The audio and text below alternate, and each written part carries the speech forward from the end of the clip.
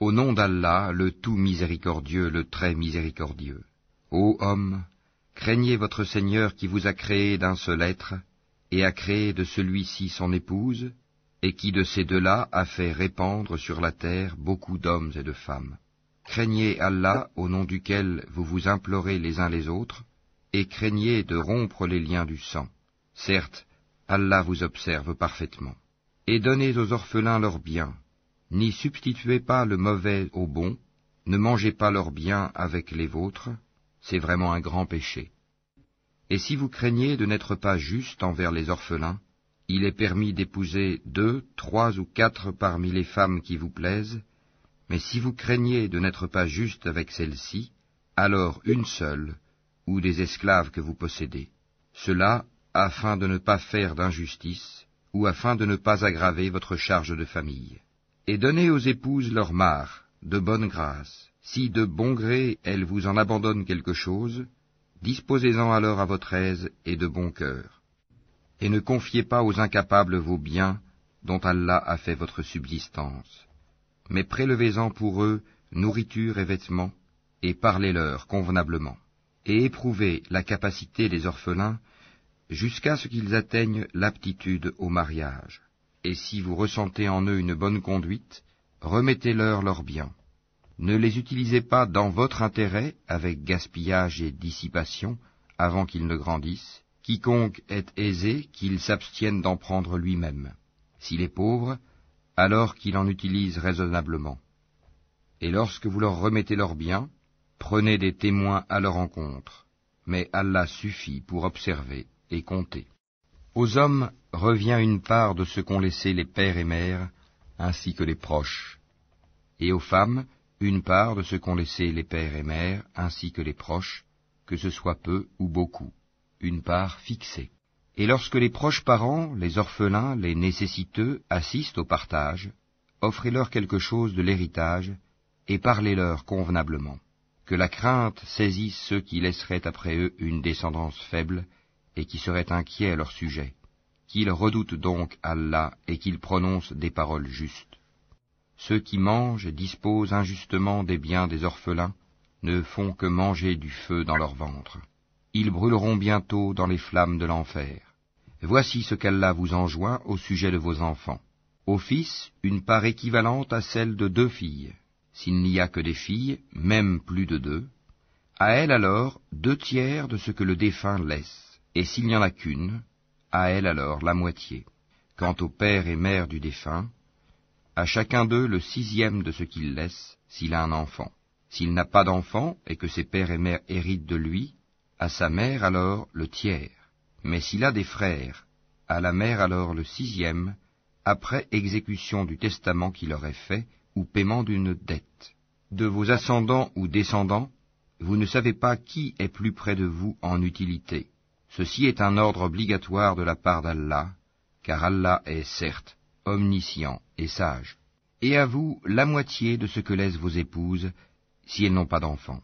Si elles ont un enfant, alors à vous le quart de ce qu'elles laissent, après exécution du testament qu'elles auraient fait, ou paiement d'une dette. Et à elles, un quart de ce que vous laissez, si vous n'avez pas d'enfant. Mais si vous avez un enfant, à elle alors le 8e de ce que vous laissez après exécution du testament que vous auriez fait, ou paiement d'une dette.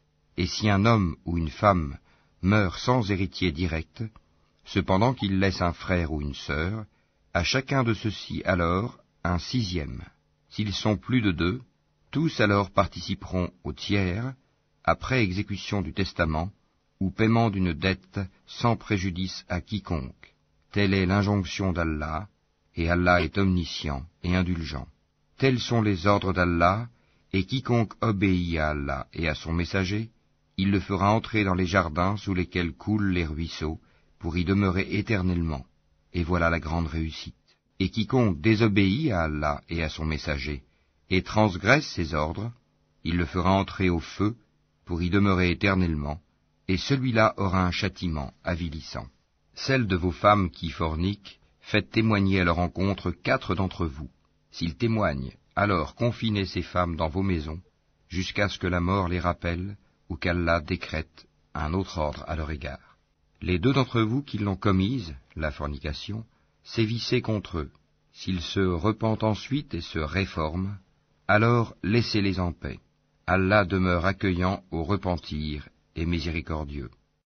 Allah accueille seulement le repentir de ceux qui font le mal par ignorance et qui aussitôt se repentent. Voilà ceux de qui Allah accueille le repentir. Et Allah est omniscient et sage.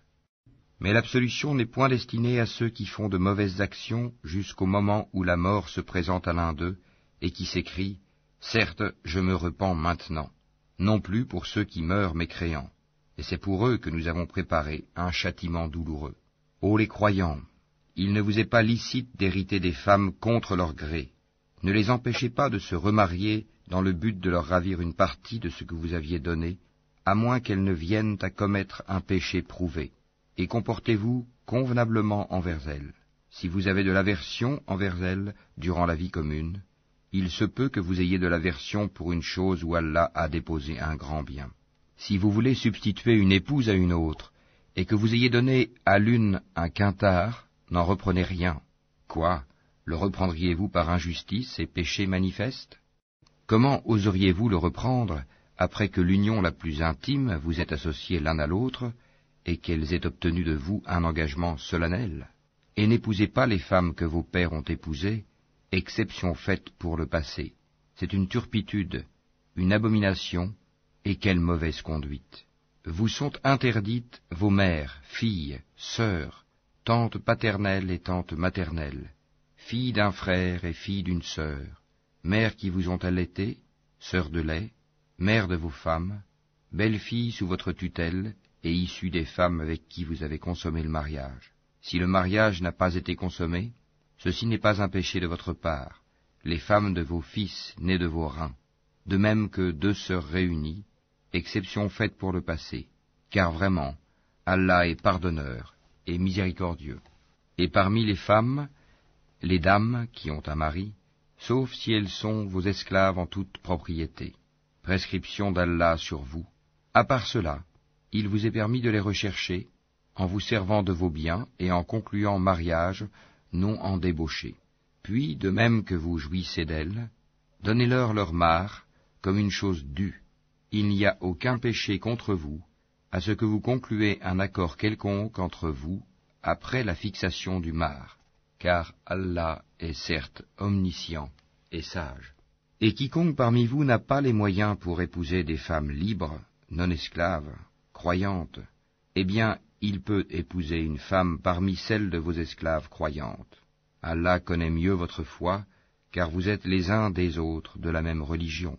Et épousez-les avec l'autorisation de leur maître, wali, et donnez-leur un mar convenable. Épousez-les étant vertueuses, et non pas livrées à la débauche, ni ayant des amants clandestins. Si, une fois engagées dans le mariage, elles commettent l'adultère, elles reçoivent la moitié du châtiment qui revient aux femmes libres, non esclaves, mariées. Ceci est autorisé à celui d'entre vous qui craint la débauche, mais ce serait mieux pour vous d'être endurant. Et Allah est pardonneur et miséricordieux. Allah veut vous éclairer, vous montrer les voies des hommes d'avant vous, et aussi accueillir votre repentir. Et Allah est omniscient et sage. Et Allah veut accueillir votre repentir, mais ceux qui suivent les passions veulent que vous vous incliniez grandement vers l'erreur comme ils le font. Allah veut vous alléger les obligations, car l'homme a été créé faible. Ô les croyants,